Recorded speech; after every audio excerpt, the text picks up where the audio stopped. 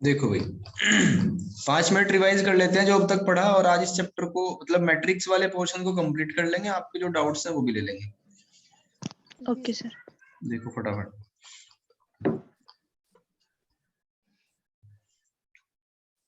यहाँ से स्टार्टिंग करी हमने। जीरो मैट्रिक्स यानी टाइप ऑफ मैट्रिक्स क्या क्या किस किस तरीके से होते हैं। मैट्रिक्स क्या है, वैसे बेसिकली नंबर को रिप्रेजेंट करने का एक तरीका है। जीरो मैट्रिक्स क्या होता है, जिसमें कुछ भी ना हो, सारे एलिमेंट जीरो हो। स्क्वायर मैट्रिक्स क्या होता है, जिसमें 2x2 3x3 टाइप्स हो। ठीक है। यूनिट मैट्रिक्स में क्या होगा, डायगोनल एलिमेंट 1 1 1 होंगे, अदर सब कुछ जीरो होगा। रो मैट्रिक्स में क्या होगा कि एक रो होगी, कॉलम बहुत सारे हो सकते हैं। कॉलम मैट्रिक्स में क्या होगा कि कॉलम एक होगा, रो काफी सारी हो सकती है। ठीक है।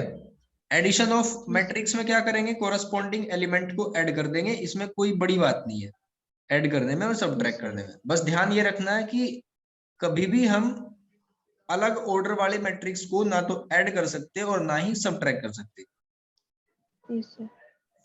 इसकी प्रॉपर्टीज है मैट्रिक्स के एडिशन की, कम्यूटेटिव प्रॉपर्टी का मतलब क्या होता है कि ऑर्डर चेंज कर दो, अगर ए को बी में ऐड करो या बी को ए में ऐड करो, एक ही बात होती है। ठीक है भाई। एसोसिएटिव प्रॉपर्टी क्या होती है कि अगर तीसरा भी एक मैट्रिक्स ले लिया जाए और स्टार्टिंग में दो को ऐड करके बाद में तीसरे में करें, या इसका उल्टा करें, तो एक ही बात है। जैसे अर्थमेटिक में वैसे ही सीख लेते हैं कि 1 + 2 + 3 कर लो तब भी 6 ही आएगा, या 1 + 2 + 3 कर लो तब भी 6 ही आएगा, बात तो एक ही है। आइडेंटिटी क्या होती है, आइडेंटिटी वो नंबर होता है कि जिसमें ऐड करें कोई फर्क भी ना पड़े। जैसे 7 में हम 0 को ऐड करेंगे तो 7 ही आएगा, इसका मतलब 0 क्या है, एक एडिटिव आइडेंटिटी है। तो ऐसे ही जो 0 है यानी कि यहाँ पे नल मैट्रिक्स है, वो एक एडिटिव मैट्रिक्स है। इनवर्स, इनवर्स में क्या होगा कि इसको माइनस से एक ऐसा नंबर, जैसे अर्थमेटिक की भाषा में समझो तो 2 में हम क्या ऐड करें कि 0 बना दे, तो वो होगा -2। तो यहाँ इनवर्स क्या होगा, -a में जो मैट्रिक्स है वो हमारा इनवर्स होगा। इक्वालिटी ऑफ मैट्रिक्स में क्या होगा, बस आपको इक्वल इक्वल रख के चेक करने। ठीक है, नेक्स्ट आगे बढ़ते हैं फटाफट। भाई ये तीसरी जो गुड़िया है, खुशी आवाज आ रही है मेरी?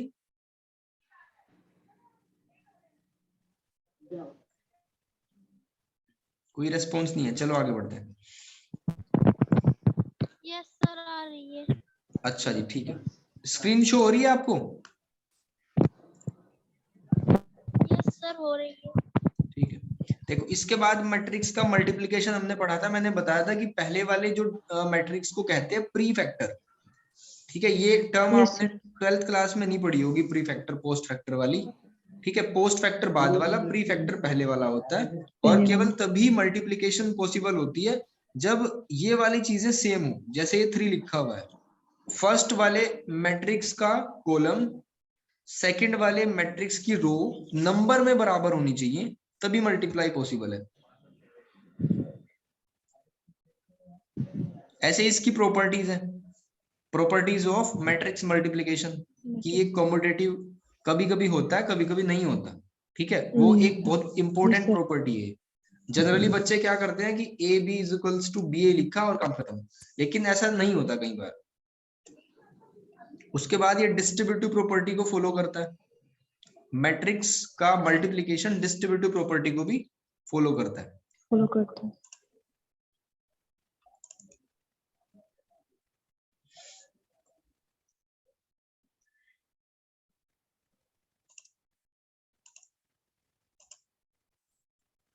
अब इससे आगे बढ़ते हैं।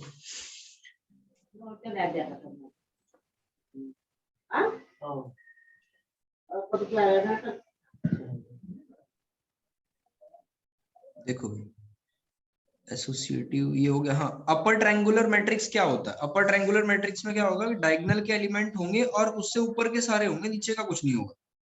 नीचे वाले 0 होंगे सारे, नीचे वाले सारे 0 होंगे, डायगोनल से नीचे वाले सारे 0, उसको अपर ट्रायंगुलर कहते हैं। और लोअर ट्रायंगुलर क्या होता है कि डायगोनल से ऊपर वाले सारे 0 होते हैं और नीचे वाले एलिमेंट होंगे कुछ। Yes sir.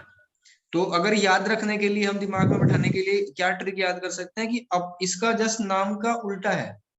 ठीक है, अपर ट्रायंगुलर में Yes, क्या sir. होगा कि जीरो वाले मैट्रिक्स नीचे वाले होंगे और लोअर ट्रायंगुलर में अपर डायगोनल से ऊपर वाले सारे जीरो होंगे। Yes, sir. इसके बाद डायगोनल मैट्रिक्स क्या होगा, जिसके डायगोनल में एलिमेंट होंगे, बाकी और कुछ नहीं होगा, वो डायगोनल बाकी मैट्रिक्स। सब जीरो होंगे। Yes, बिल्कुल। sir. स्केलर मैट्रिक्स क्या होगा कि डायगोनल में कुछ नंबर होगा और वो सारे कांस्टेंट होगा, yes sir सारे वो सारे के सारे फिक्स होंगे, जैसे के 2 कांस्टेंट 2 होंगे, 2 3 3 3 ऐसे। तो कुछ ये भी नंबर हो एक्सरसाइज सकते हमने कर ली थी सारी। और हैं। Yes, sir. एक्सरसाइज नंबर 2 यहाँ तक हो गया था, और मैंने थोड़ा बहुत ही ट्रांसपोज वगैरह बताया था, इसे मैं आज भी करा दूंगा। ठीक है, एक क्वेश्चन ले लेते हैं तब Okay, तक, sir. जो मैंने टेस्ट में भी दिया था, क्वेश्चन नंबर 4 या 5 कौन सा था? Yes, sir 4 था।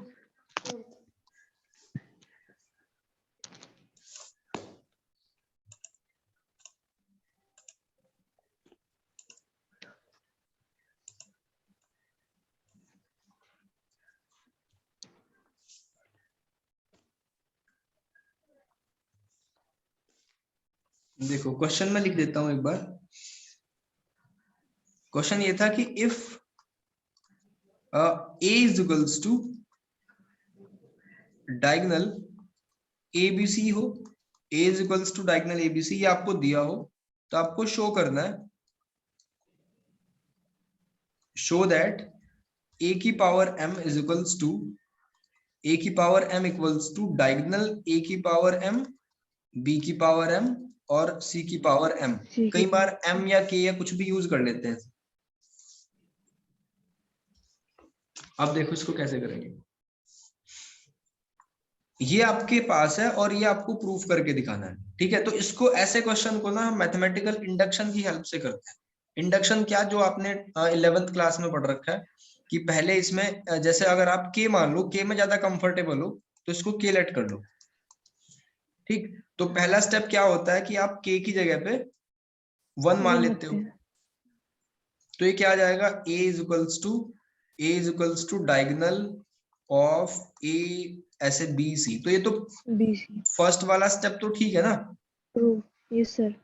अब दूसरे वाले स्टेप पे, यानी कि फर्स्ट वाला हमने वेरीफाई करा दिया, अब दूसरे को क्या करते हैं, अगर थोड़ा बहुत भी याद है तो के मान लेते हैं कि उस पे सेटिस्फाई हो जाएगा। ठीक है, Yes, sir. तो ये हो जाएगा a की power k is equals to diagonal of a की पावर k, b की पावर k और c की पावर k, C ऐसे की मान पावर लेंगे। K। Yes, sir. ये इक्वेशन फर्स्ट है, ये हमारी मदद करेगी इसको प्रूफ करने में। अब क्या करेंगे, थर्ड वाले स्टेप में k प्लस 1 मान लेंगे,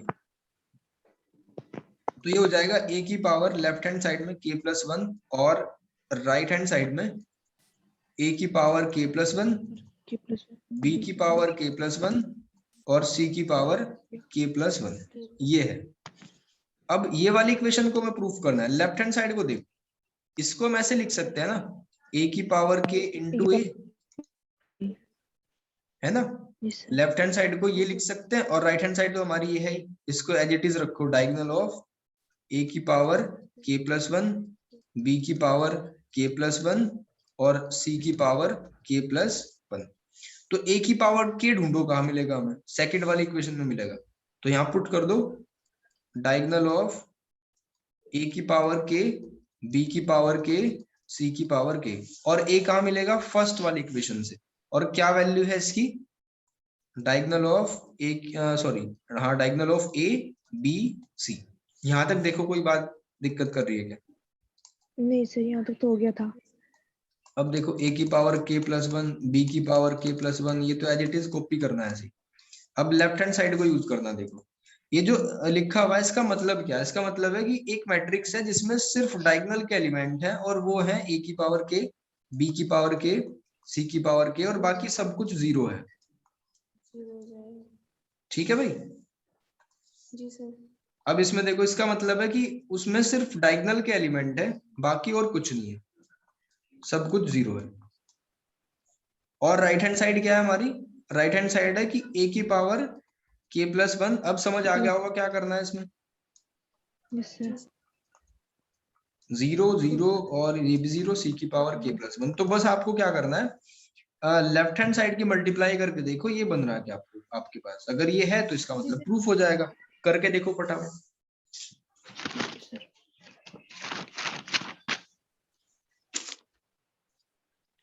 आपकी बुक में ना, आपकी बुक हो या ये कृष्णा वाली हो, कोई भी एडिशन हो, 99% क्वेश्चन तो ऐसे हो जाते हैं डायरेक्टली। सिर्फ 1% क्वेश्चन ऐसे होते हैं, जैसे वो 7th और 8th एग्जाम्पल है, इन पे थोड़ी सी यस सर रिसर्च करनी पड़ती है समझाने के लिए, कि आपको इजी वे में समझ आ जाए। बुक में तो काफी बड़ी लैंग्वेज में दे रखा है, तो मैं समझाऊंगा एक उनमें से एग्जाम्पल। ओके सर और ये कोशिश करूंगा कि इसी लेक्चर में खत्म हो जाए, बाकी आपकी जिम्मेदारी है काम करना आगे।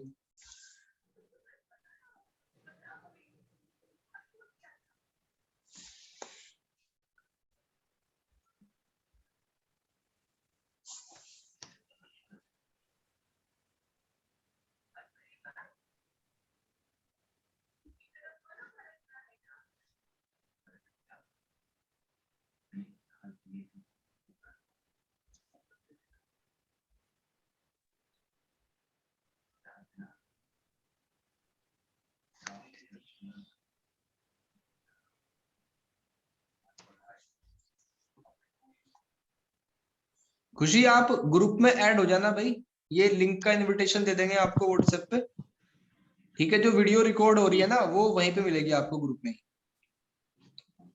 सर हो गया ये प्रूफ आ गया। जी। हो गया भाई प्रूफ?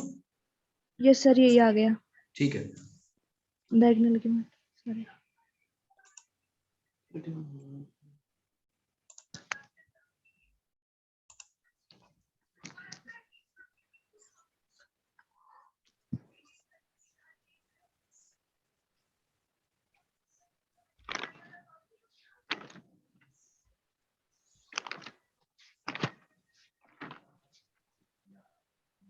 देखो भाई, ये बुक में आपकी एग्जांपल नंबर 7 है, मैं इसको लिख देता हूँ थोड़ा सा।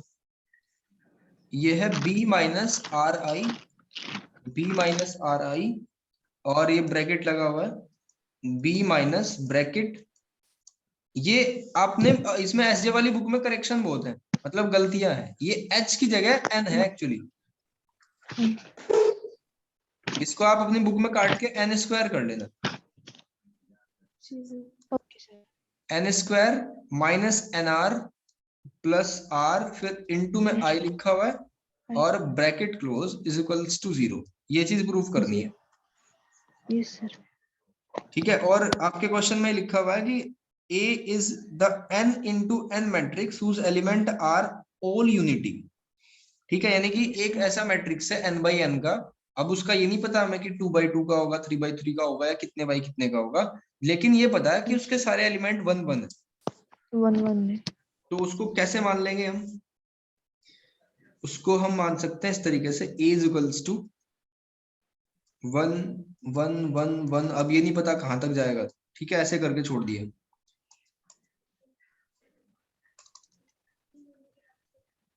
नीचे भी पता नहीं कितनी रो है, इसमें कॉलम तो है ही, यस सर रो भी बहुत सारे और हो वो भी सकते हैं, तो ऐसे कर दिया हमने, ठीक है। फिर बी मैट्रिक्स के बारे में पढ़ो, क्या लिखा हुआ है। वो एक स्क्वायर मैट्रिक्स है एन हाँ, ऑर्डर का वो एक विद स्क्वायर मैट्रिक्स है उसके जिसका सारे भी, हाँ, जिसका ऑर्डर डायगोनल n के है एलिमेंट्स है जिसमें जी, yes sir with all diagonal उसमें element diagonal equals to n। उसके जो डायगोनल एलिमेंट हैं वो सारे n के बराबर हैं। सारे एन के बराबर है डायगोनल एलिमेंट तो n है, और बाकी जो डायगोनल से और जो बचे हुए हैं अदर वो है n माइनस वो r है, एन माइनस आर है यस सर ठीक है। तो b को हम ऐसे लेट कर सकते हैं ना, इसको ले लेंगे n n सर और एन और अप टू ये जहां तक भी जाएगा लास्ट में n ही यस लिखा सर जाएगा, एन यस और बाकी जो अदर एलिमेंट है उनको n माइनस आर यस सर एन ऐसे माइनस ले लिया, और यहाँ भी पहले नंबर पे n माइनस आर आएगा, n माइनस आर ऐसे लिख के छोड़ दिया, ठीक है भाई। ए हमारा एक ऐसा मैट्रिक्स है जो n बाई n का मैट्रिक्स है, और ये भी n बाई n का है। इसकी विशेषता ये है पहले वाले की, इसमें हर एक एलिमेंट एक है, और दूसरे वाले में डायगोनल एलिमेंट n है, और देखिए डायगोनल से जो बचे हुए एलिमेंट है वो n minus N r minus है, आर है ठीक। ओके सर चलो अब देखो, इसमें से आपकी इच्छा है, आप 3 by 3 का उठा लो या 4 by 4 का उठा लो, कितना भी उठा सकते हो। n जब कह दिया तो वो फिक्स नहीं है कुछ, ठीक। तो हम अपनी सुविधा के अनुसार ये इसकी पहले इक्वेशन देख लो क्या है, b माइनस आर आई है ना ये वाली, yes sir. b minus are आई। तो b को पहले तो हम ले लेते हैं 3/3 का एक मैट्रिक्स, ठीक है, नहीं तो इतना बड़ा कैसे लिखेंगे, प्रूफ नहीं हो पाएगा। तो 3/3 का ले लेते हैं, n minus r, n minus r, फिर n माइनस आर, ये n लिया और ये n माइनस आर होगा, n minus r, n minus r, ये भी n माइनस आर और ये n होगा। एन। ठीक, r कुछ नंबर हो सकता है जिसकी i में मल्टीप्लाई होगी, i क्या होता है, एक आइडेंटिटी मैट्रिक्स होता है, R0 तो ये हो जाएगा r 0 0 और 0 0 0 r 0 0 0 0 0 0 आर r, ऐसे हो R। जाएगा। तो इसको उसमें कर लो, कर्ली ब्रैकेट में कर लो ताकि ये पहले सिंप्लीफाई हो। अब इसको जब माइनस कर देंगे तो क्या रह जाएगा, n माइनस आर हो जाएगा ना, आर। यस सर। इसमें से ये माइनस होगा, बाकी तो कुछ फर्क नहीं पड़ेगा।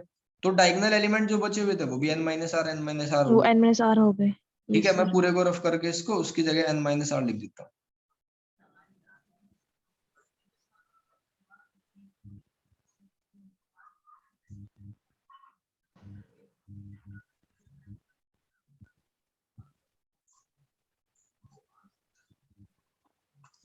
देखो ये यहाँ से स्टार्ट करा हमने और ये लिख दिया n माइनस आर, यानी सारे एलिमेंट ही n माइनस आर हो गए। एन माइनस आर हो गए। जी सर।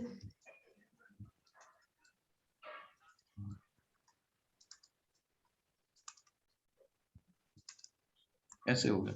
अब ब्रैकेट के अंदर घुसो, यहाँ b हमने क्या माना था, अभी b हमने मान लिया था कुछ 3/3 का एक मैट्रिक्स 3 बाय जिसके डायगोनल n, एलिमेंट है n और जो बचे n हुए एलिमेंट है वो सारे n माइनस आर है। वो एन माइनस आर है।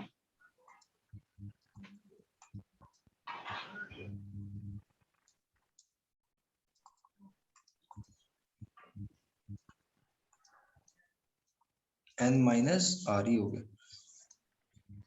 ब्रैकेट लगाया, ये n square minus N R plus r है, वो i में इंटू हो रहा है, ठीक है, तो इसको Yes, हम sir. ऐसे लिख सकते हैं फिर, i तो आप डायरेक्टली कर सकते हैं ना, वन एक आइडेंटिटी मैट्रिक्स है ना, तो Yes, वन की sir. जगह Yes, पे ही sir. मल्टीप्लाई हो जाएगा, बाकी जीरो में तो ये भी खत्म हो जाएगा।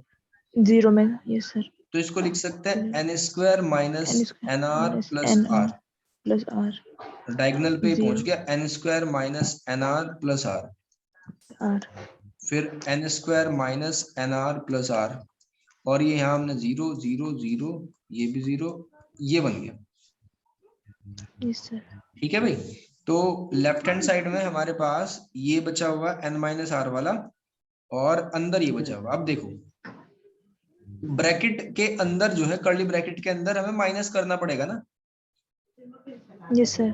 ठीक है, माइनस करेंगे तो देखो क्या बी फर्क में पड़ेगा, n में से ये माइनस होगा और n माइनस आर में से ये माइनस होगा, तो जहां जहां n माइनस आर है वहां तो कोई फर्क पड़ ही नहीं रहा, वहां तो एज इट इज है।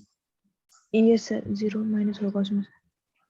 तो इसको ऐसे लिख सकते हैं फिर, n minus n square n square. Plus n r minus r, ठीक है, जब इसमें से इसको माइनस करेंगे साइन पलट जाएंगे इसके, और यस बाकी सर। और सब कुछ ऐसे ही रहेगा, n minus r, n minus ये n आर। माइनस आर, और यहाँ भी, एन माइनस आर। और यहाँ भी n में से माइनस होगा तो ये सेम वाली चीज कॉपी करेंगे, yes sir. n minus n square, यहाँ तक कोई दिक्कत तो नहीं आ रही भाई, नहीं सर। ठीक है, और ये हो जाएगा n माइनस आर, फिर इसमें क्या होगा, n माइनस आर को माइनस कर देंगे, n माइनस आर हो जाएगा, और लास्ट में फिर वही कॉपी कर देंगे, n minus n square plus n are plus minus N r, ठीक है। यस। अब हमारे पास बस दो मैट्रिक्स है, ध्यान से देखो, ये बचा n minus r, n n minus minus r. R, n minus. पूरे में यही लिखा हुआ है,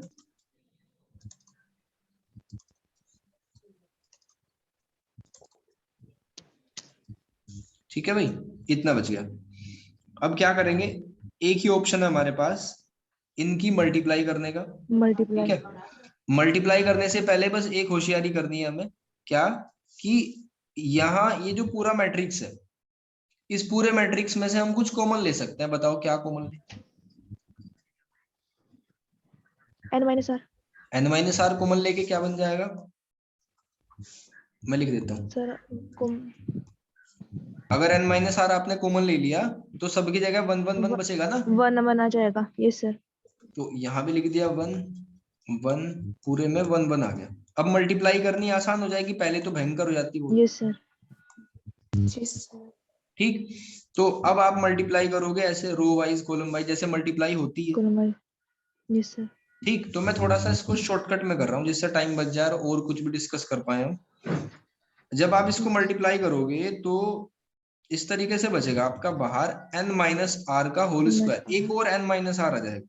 ठीक है, और ब्रैकेट के अंदर ये करके देखना आप लोग भी दोबारा, ये बचेगा 1 माइनस एन 1 1। जब फैक्टराइज करोगे ना अंदर तो इस तरीके से बचेगा 1 माइनस एन। अब दिक्कत यह है कि इसको जीरो कैसे प्रूव करें, यहां अटक जाओगे आप जाकर। ठीक है भाई, जी सर। जब मल्टीप्लाई करोगे एक n माइनस आर तो कॉमन ले ही लिया था हमने, जब मल्टीप्लाई करोगे तो एक और n माइनस आर कॉमन आ जाएगा और अंदर ही मैट्रिक्स ये बच जाएगी। अब हमें तो प्रूफ करना था इसको जीरो। देखो yes sir. Right hand side zero आनी चाहिए। अब कैसे करें, देखो आपने मैट्रिक्स को सोल्व करा होगा, मैट्रिक्स को सोल्व कैसे करते हैं, उसके डिटरमिनेंट की वैल्यू निकाल के। Yes sir. ठीक है भाई, तो हमें पता थोड़ा ही है कि n इंटू एन का मैट्रिक्स है तो कितना है। आप इसमें रैंडमली कुछ भी नंबर ले लो, मान लो आपने ले लिया कि n की जगह 3 है, ये 3/3 का मैट्रिक्स था, तो यहाँ क्या हो जाएगा, आप लिख दो let n is equals to 3। तो पूरे में आप क्या पुट कर दोगे, 3 माइनस आर का होल स्क्वायर, होल स्क्वायर। और जब 1 माइनस 3 हो जाएगा तो -2 हो जाएगा, -2 1 1, फिर 1 -2 1 और 1 1 -2। ठीक है, आपको डिटरमिनेंट को सोल्व करना आता है। ये सर पहले इसका हम फर्स्ट एलिमेंट छोड़ देंगे, फर्स्ट वाली रो, फिर इन दोनों की मल्टीप्लाई माइनस इन दोनों की मल्टीप्लाई, और ये प्लस माइनस प्लस प्लस लिखेंगे इनके ऊपर। माइनस। हाँ जी सर। सोल्व करके बताओ इस वाले की डिटरमिनेंट वैल्यू कितनी है।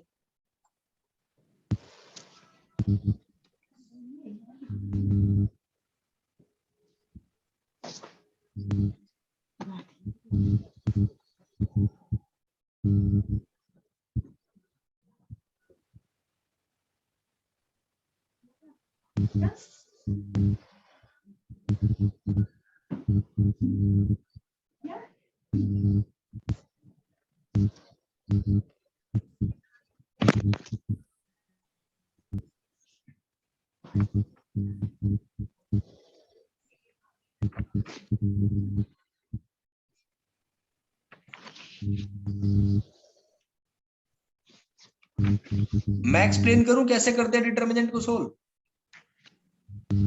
कर रहे थे सर। अच्छा कर रहे तो करो, फिर कोई बात नहीं। खुशी आपको आता है डिटरमिनेंट सोल्व करना? सर आप बता दो। चलो कोई बात नहीं, देखो मैं इसको तो बताऊंगा नहीं लेकिन कोई और बता देता हूँ। जैसे ये है हमारा 1 2 3 4 5 1 और 0 0 3। डिटरमिनेंट को सोल्व करने का तरीका क्या होता है कि आप सबसे पहले लिख देते हो यहाँ प्लस माइनस और प्लस,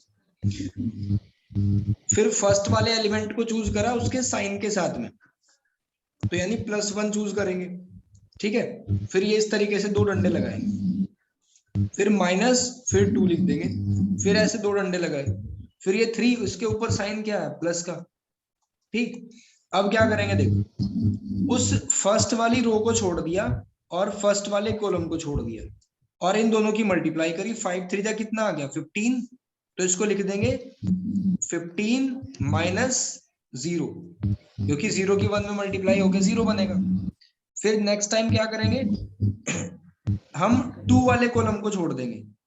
ठीक है, 2 वाले कॉलम को अगर छोड़ दे तो क्या बचा, 4 0 1 3। फिर 3 वाले कॉलम को अगर छोड़ दे तो क्या बचा, 4 0 5 0। ठीक है भाई,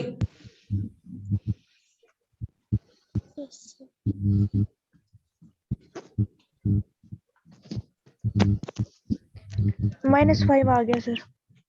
अब इसको सिंप्लीफाई करेंगे तो क्या आ जाएगा, देखो 5 3 जा 15 आ गया। ठीक है, बाहर तो 1 की मल्टीप्लाई थी तो इसको तो छोड़ ही दो, फिर -2, फिर 4 3 जा 12 आ गया, 12 माइनस 0 तो 12 ही होता है, फिर 3, ये पूरा कितना आ गया 0। तो आप इसको सिंप्लीफाई करोगे तो कितना, 15 माइनस 24, तो आंसर कितना आ जाएगा -9। ठीक है, अब इस क्वेश्चन को देखते हैं, इस पे आते हैं। -5 आ गया सर इसका। जी, एक बार क्रॉस चेक कर लेते हैं।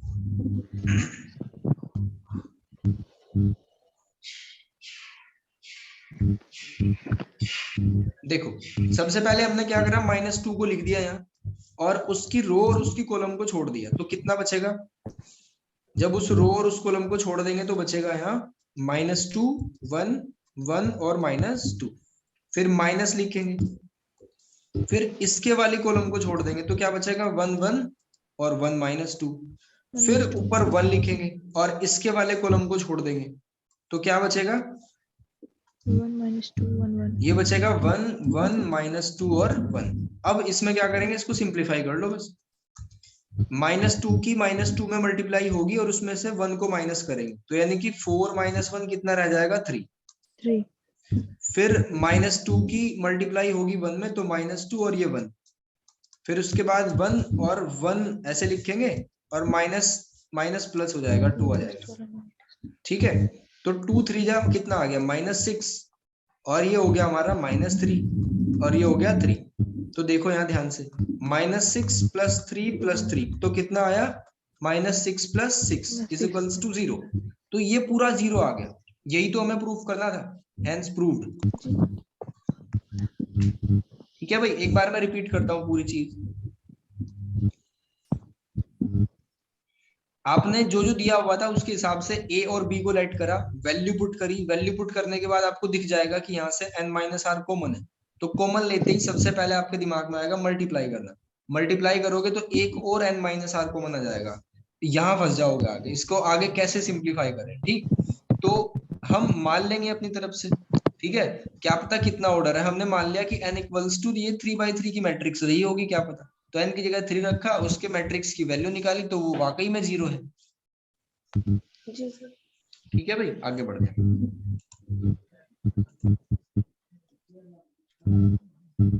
देखो एक एग्जांपल बचा हुआ है, उसको मैं देख लूं, एक बार रिसर्च कर लूं, जो सबसे आसान तरीका होगा समझाने का, मैं कोशिश करूंगा समझाने की। ठीक है भाई, आगे बढ़ते हैं। ट्रांसपोज ऑफ मैट्रिक्स क्या होता है, आपने ये 12th में पढ़ लिया। कॉलम को रो और रो को कॉलम में कन्वर्ट करना ही ट्रांसपोज ऑफ मैट्रिक्स है। जैसे ये मैट्रिक्स दिया हुआ है, इसको उठा के उल्टा पुल्टा कर दो तो वो बन जाएगा उसका ट्रांसपोज। जैसे फॉर एग्जांपल अगर हम इसको ऐसे लिख दें, एक मैट्रिक्स है 1 2 3 4, ट्रांसपोज क्या होगा इसका, इसका ट्रांसपोज हो जाएगा 1 2 3 4 ऐसे। 4। ठीक है भाई, ट्रांसपोज की प्रॉपर्टी ये मोस्ट इंपोर्टेंट है। ट्रांसपोज की प्रॉपर्टी क्या है कि अगर किसी भी मैट्रिक्स का डबल ट्रांसपोज आप करते हो, ठीक है, डबल ट्रांसपोज करते हो तो वही वाला मैट्रिक्स आ जाएगा वापस। दूसरी बात, अगर आप दो मैट्रिक्स को सम करो और उसका ट्रांसपोज करो तो वो दोनों के इंडिविजुअल ट्रांसपोज के बराबर होगा। तीसरी बात, अगर आप उसके मल्टीप्लिकेशन में कोई कांस्टेंट लेते हो तो वो उसके मल्टीप्लिकेशन में आ जाएगा। और ये प्रॉपर्टी इतनी इंपॉर्टेंट भी नहीं है, इंपॉर्टेंट है इसमें फर्स्ट प्रॉपर्टी, सेकंड और फोर्थ वाली क्या है कि अगर दो मैट्रिक्स का मल्टीप्लाई करो यानी ए और बी का ट्रांसपोज करो आप, तो वो किसके बराबर होगा, बी के ट्रांसपोज के इनटू ए के ट्रांसपोज के। ठीक है, ये इसकी प्रॉपर्टी है ट्रांसपोज की, आपने ये 12th में पढ़ रखी है। अब इससे आगे की बात आएगी इसमें, कंजुगेट ऑफ मैट्रिक्स। ठीक है, एक चीज और आपने पढ़ रखी है कि अगर a की पावर t a के बराबर आ जाए तो वो सिमेट्रिक कहलाता है, और अगर a की पावर t -a के बराबर आ जाए उसको कहते हैं स्क्यू सिमेट्रिक। ठीक है भाई, कंजुगेट ऑफ मैट्रिक्स क्या होता है अब ये समझो।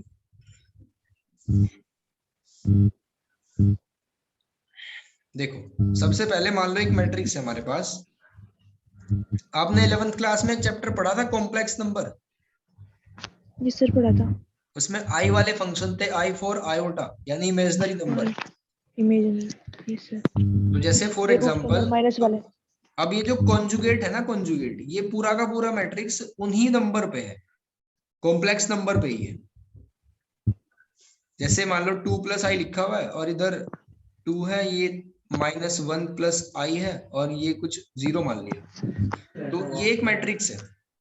ठीक, इसका आपको क्या निकालना है, इसका कॉन्जुगेट निकालना है। तो कैसे निकालते हैं कॉन्जुगेट? सबसे पहले तो उसका सिंबल देखो, उसके ऊपर ही डंडा लगा देते हैं एक, और आई का जो भी कोफिशिएंट है ना उसका साइन चेंज कर देते हैं। जैसे यहाँ 2 को देखो, 2 में तो कहीं आई का झंझट ही नहीं है, तो इसको एज इट इज लिख देंगे। ठीक है भाई, लेकिन जहां भी आई है और उसके सामने जो भी सिंबल लगा हुआ है उसको उल्टा कर देंगे। जैसे ये हो जाएगा 2 माइनस आई और ये हो जाएगा -1 माइनस आई। यहां तक समझ आ रही है बात? Yes sir. तो ये हुआ हमारा कॉन्जुगेट। अब इसकी प्रॉपर्टी होंगी ऐसे ही, ये प्रॉपर्टी है नंबर 1 कि अगर आप डबल कॉन्जुगेट करोगे ना तो मैट्रिक्स वही वापस आ जाएगा। जैसे सेम ट्रांसपोज में थी प्रॉपर्टी, सेकंड वाली भी ट्रांसपोज वाली है, ठीक है, थर्ड वाली अगेन इंपॉर्टेंट नहीं है, और फोर्थ वाली प्रॉपर्टी भी लगभग लगभग वही है। ठीक है भाई, अब एक नई बात आप सीखोगे इसमें, ट्रांसपोज का कॉन्जुगेट करना। मतलब आपको क्या करना है, देखो ट्रांसपोज कॉन्जुगेट क्या होता है कि एक मैट्रिक्स है, आई की फॉर्म में तो हो गई, नहीं तो हम इसमें आगे बढ़ा ही नहीं पाएंगे कुछ। -1 प्लस आई और ये 4 लिख दिया, 3 और 7, ठीक, ये है। तो क्या लिखा हुआ है, ट्रांसपोज। ट्रांसपोज तो सीख ही लिया हमने करना, -1 प्लस आई, ये 4 हो जाएगा और ये 3 7 हो जाएगा, ये हो गया ट्रांसपोज। अब इसका कॉन्जुगेट भी कर दो, तो कॉन्जुगेट के लिए ऊपर डंडा लगा देंगे और जो आई का कोफिशिएंट है उसको उल्टा कर देंगे, तो ये हो गया ट्रांसपोज कॉन्जुगेट। बस सीख गया आप। ठीक है भाई, ट्रांसपोज कॉन्जुगेट क्या होता है कि ट्रांसपोज भी करो कॉन्जुगेट भी करो। और देखो ये शो करने में थोड़ा भद्दा लग रहा है, मतलब इसको ऐसे शो करना अच्छा नहीं लगता कि टी भी लिखो फिर ऊपर डंडा भी लगाओ, तो डायरेक्टली ये लिखा गया, मैथमेटिशियन ने इसका एक सॉल्यूशन दिया कि आप इसको ए थीटा से रिप्रेजेंट कर दो। तो ए थीटा जहां भी लिखा देखोगे आप, इसका मतलब समझ जाना कि वो ट्रांसपोज कॉन्जुगेट के बराबर है। यहां तक क्लियर है क्या? Yes sir. अब ए थीटा यानी कि ट्रांसपोज कॉन्जुगेट, इसकी भी प्रॉपर्टीज है, ठीक है, यानी कि डबल थीटा करोगे किसी चीज का तो वो वापस आ जाएगा। सेकंड वाली प्रॉपर्टी सेम है, थर्ड वाली प्रॉपर्टी मोस्ट इंपोर्टेंट नहीं है, फिर फोर्थ वाली प्रॉपर्टी फिर वही सेम है। ठीक है भाई, तो आपको बस एक याद करनी है, बाकी सारी तो खुद ही हो रही है। अब मैंने आपको ये बता दिया कि सिमेट्रिक और स्क्यू सिमेट्रिक क्या होता है, 12th में सीख लिया आपने, ठीक है। अब यहाँ सीखेंगे हम हर्मिशन मैट्रिक्स क्या होता है और स्क्यू हर्मिशन, ये है बीएससी का काम। जब ए थीटा ए के बराबर आ जाए तो इसको कहते हैं हर्मिशन मैट्रिक्स। जब ए थीटा -a के बराबर आ जाए इसको कहते हैं स्क्यू हर्मिशन मैट्रिक्स। हर्मिशन और स्क्यू हर्मिशन मैट्रिक्स, बात समझ आई यहाँ तक? Yes sir. ठीक है, एक बार वीडियो को प्ले करके दोबारा देखना आप लोग, ये पूरी थ्योरी दिमाग में फिट हो जाएगी। आगे बढ़ते हैं, बस इसकी थ्योरी कंप्लीट होगी। अब ये एक्सरसाइज बची हुई है, जो मेरे पास है मैं ये भी पीडीएफ आपको सेंड कर दूंगा, और जो आपके पास है वो मुझे कर देना ताकि मैं आपके डाउट सोल्व कर पाऊँ देख के। Okay sir. ठीक है भाई, तो चलो फिर दूसरी क्लास का टाइम हो गया मेरा, आज की क्लास